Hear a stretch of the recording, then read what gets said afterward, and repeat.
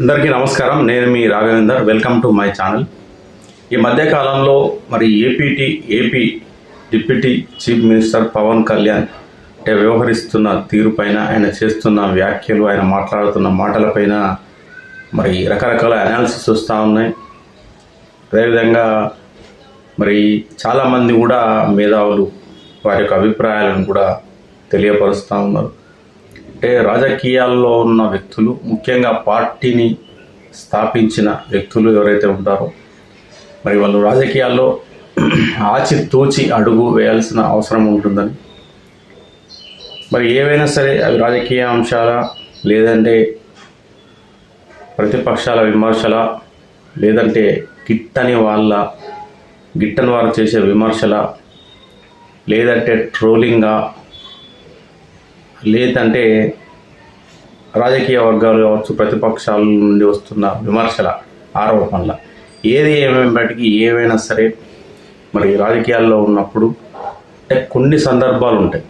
అంటే అధికార పార్టీ, ప్రతిపక్ష పార్టీ కావచ్చు, లేదంటే రెండు రాజకీయ పార్టీల మధ్యన విమర్శలు, ప్రతి విమర్శలు, లేదా ఇది రాజకీయ పార్టీలకు సంబంధించిన నాయకుల మధ్య కొన్ని సందర్భాల్లో మరి చిలికి గాలివానగా మారి వారి విమర్శలు, ప్రతి విమర్శలు, ఇట్లా కొంత వివాదాలు కొన్ని సందర్భాల్లో ఏర్పడుతూ ఉంటాయి. అలాంటి సందర్భాల్లో మరి కొంత అంటే హద్దులు దాటి మాట్లాడడం కావచ్చు, ఆ టైంలో ఫ్రస్ట్రేషన్ కావచ్చు, లేదంటే ఆవేశం కావచ్చు. కొన్ని సందర్భాల్లో మనం చాలాసార్లు చూసాం. మనం కేసీఆర్ మాట్లాడిన సందర్భాలు ఉన్నాయి, రేవంత్ రెడ్డి మాట్లాడిన సందర్భాలని, కొత్తగా అధికారాన్ని చేపట్టిన తర్వాత మరి రేవంత్ రెడ్డి మరి తనదైన శైలిలో ఏ విధంగా మరి ఆయన పలు వ్యాఖ్యలు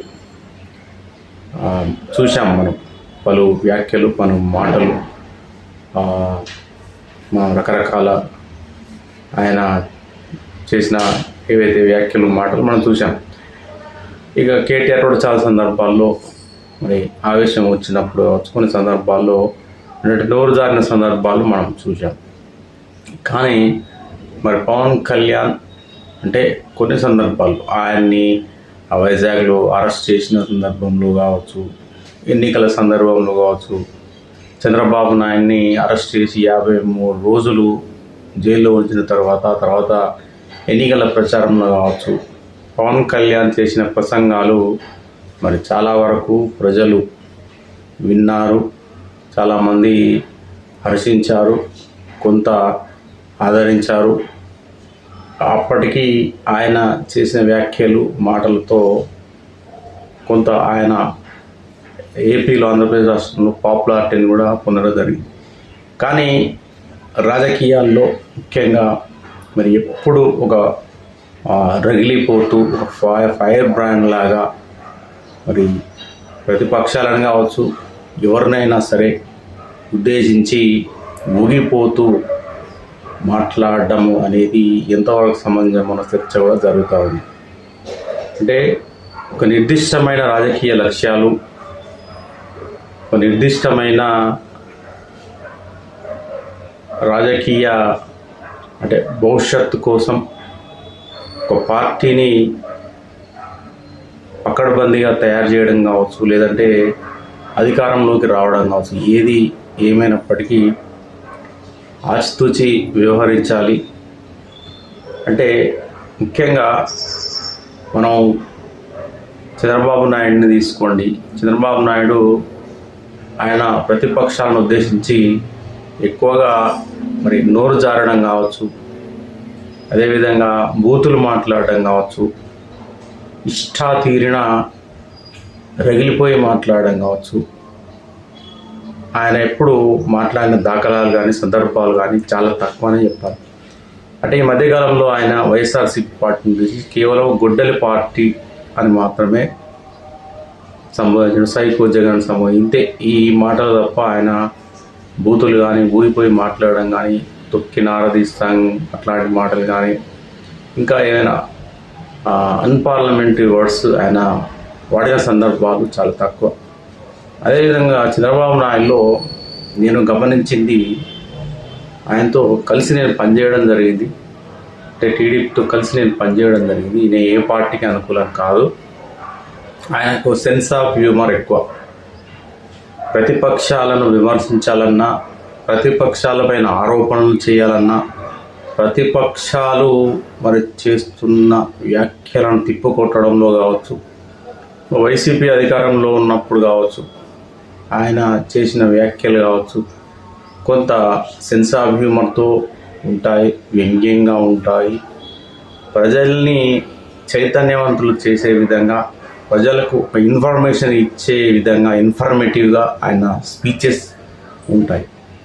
కేసీఆర్ కూడా అంతే. ఉద్యమ కాలంలో ఆయన అన్పార్లమెంటరీ వర్డ్స్ మాట్లాడాడు.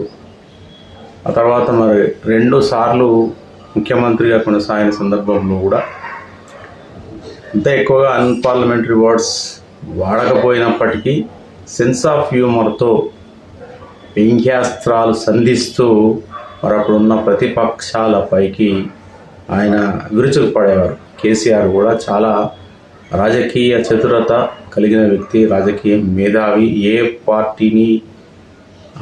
పార్టీని కావచ్చు, రాజకీయాల్లో ఎలా ఆచితూచి వ్యవహరించాలి, ఎలా ముందుకు వెళ్ళాలి, స్ట్రాటజీలు చాలా డిఫరెంట్గా ఉంటాయి కేసీఆర్. మరి కేటీఆర్ను తీసుకున్నా కూడా ఓన్లీ సందర్భం వచ్చినప్పుడు మాత్రమే ఆయన ఎక్కువగా మన అన్పార్లమెంటరీ వర్డ్స్ కొన్ని సందర్భంలో మాట్లాడుతూ ఉంటాడు తప్ప రోజు కంటిన్యూస్గా మాత్రం ఆయన మాట్లాడు. ఆ మోడ్లో ఉండడం. ఇట్లా చాలామంది పొలిటీషియన్లను చూసాం. మోడీ కూడా మీరు చూడండి, మోడీ కూడా అన్పార్లమెంటరీ వర్డ్స్ జోలికి వెళ్ళడు, ఇష్ట రీతిన మాట్లాడు. చాలా కన్స్ట్రక్టివ్గా ఆయన స్పీచెస్ ఉంటాయి మోడీవి. ఏ రాష్ట్రంకి వచ్చినా లేదా ఎన్నికల సమయంలో కావచ్చు, ఎక్కడైనా సరే పార్లమెంట్లో కూడా మీరు చూడండి, ఆయన చాలా సెన్స్ ఆఫ్ హ్యూమర్తో మాట్లాడుతూ ప్రతిపక్షాలను ఇరుకుల పెట్టే ప్రయత్నం చేస్తాడు. ప్రజలకు ఆయన చెప్పదలుచుకున్న అంశాలను చాలా స్పష్టంగా, ముక్కుసూటిగా అర్థమయ్యే విధంగా చలోక్తులు విసురుతూ చెప్పడంలో మరి ప్రధాని నరేంద్ర మోడీ దిట్టాన్ని చెప్పాలి. మన గతంలో వైఎస్ రాజశేఖర్ రెడ్డి కూడా ఆయన కూడా చాలా సింపుల్గా మరి ప్రతిపక్షాలపైన దాడికి దిగేవాడు. అంటే ఈ అన్పార్లమెంట్స్ వర్డ్స్ ఎక్కువగా వాడకుండా ఆయన కూడా వ్యంగ్యాస్త్రాలు కావచ్చు, సెన్స్ ఆఫ్ హ్యూమర్ ఎక్కువగా వాడుతూ ప్రతిపక్షాలను నవ్వుతూనే ఆయన సమాధానం చెప్పేవాడు, వారి యొక్క ఆరోపణలు తిప్పికొట్టేవాడు. జగన్మోహన్ రెడ్డి కూడా మరి మనం చూసాం, ఆయన కూడా ఎంతో ఆవేశంగా మాట్లాడినప్పటికీ ఆయన చాలా కన్స్ట్రక్టివ్గా మాట్లాడుతూ వెళ్ళడం అనేది మనం గమనించాం. కానీ మరి పవన్ కళ్యాణ్ విషయంలో ఎందుకు ఇలా తప్పులు దొరుకుతున్నాయి? ఎంతో మరి ఉన్నతమైన లక్ష్యాలతో మరి కొన్ని సిద్ధాంతాలను పెట్టుకొని మరి పవన్ కళ్యాణ్ మరి జనసేన పార్టీ పెట్టి దాదాపు 15 సంవత్సరాలైంది. అంటే మరి ఆయన పార్టీని ఏం చేయాలనుకుంటున్నాడు? మరి ఆయనకు ముఖ్యమంత్రి అయ్యే ఉద్దేశం లేదా? ఆయన ఆవేశమే మరి ఆయనకు పెద్ద మైనస్గా మారిందా?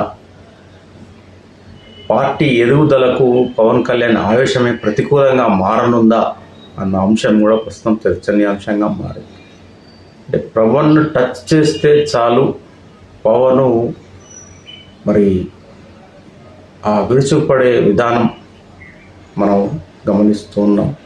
పవన్లో రాజకీయ లక్షణాలు, పవన్ పొలిటికల్ స్ట్రాటజీ బాగున్నప్పటికీ ఆయన వ్యవహార శైలిపైనే ప్రస్తుతం చర్చ జరుగుతూ ఉంది.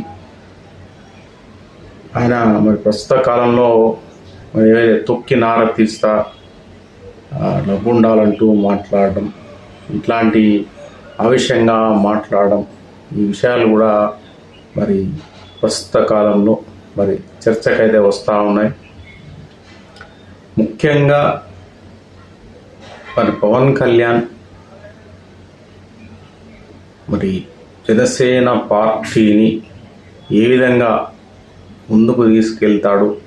మరి ఆ పార్టీకి నిజంగా అంటే పవన్ కళ్యాణ్కు ముఖ్యంగా మన ఆంధ్రప్రదేశ్ రాష్ట్రానికి ముఖ్యమంత్రి కావాలని లేదా, మరి చాలా స్ట్రాటజిక్గా వెళ్ళాలి, చాలా ఓపికతో సహనంతో వెళ్ళాలి, ఎంతో ఆశతూచి అడుగులు వేయాలి, అన్ని రాజకీయ పార్టీలను నిశితంగా పరిశీలిస్తూ భవిష్యత్ ప్రణాళికను రచించుకోవాలి అన్న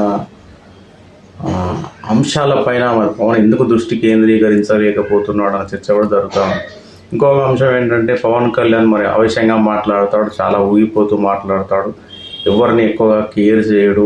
తెలంగాణ మధ్యకాలంలో మరి వచ్చి మరి పవన్ కళ్యాణ్ స్పీచ్ మనం చూసాము. మరి ఈ మధ్యకాలంలో పవన్ మాట్లాడుతున్న తీరును మనం చూసాము. అంటే పవన్ కళ్యాణ్ అంటే మోడీ బీజేపీ అండ చూసుకొని ఇలా మాట్లాడుతున్నాడు అన్న చర్చ కూడా జరుగుతుంది. మొత్తానికి ఏది ఏమైనప్పటికీ పవన్ మొత్తం 15 ఏళ్ళ కాలం అయింది జనసేన పార్టీ స్థాపించి. కాబట్టి ఆయన ఇప్పటికైనా సరే మరి రాజకీయాల్లో ఉన్నప్పుడు మరి చాలా ముందు చూపుతో స్ఫురదృష్టితో మరి వెళ్ళాల్సిన అవసరం ఎంతైనా ఉంటుంది. కాబట్టి ఆవేశం కాకుండా చాలా ఓపికతో సహనంతో ఆలోచిస్తూ ముందుకు వెళ్తూ జనసేన పార్టీని బలోపేతం చేసే విధంగా చర్యలు తీసుకుంటే బాగుంటుందని చెప్పేసి అయితే నా ఉద్దేశం. చాలా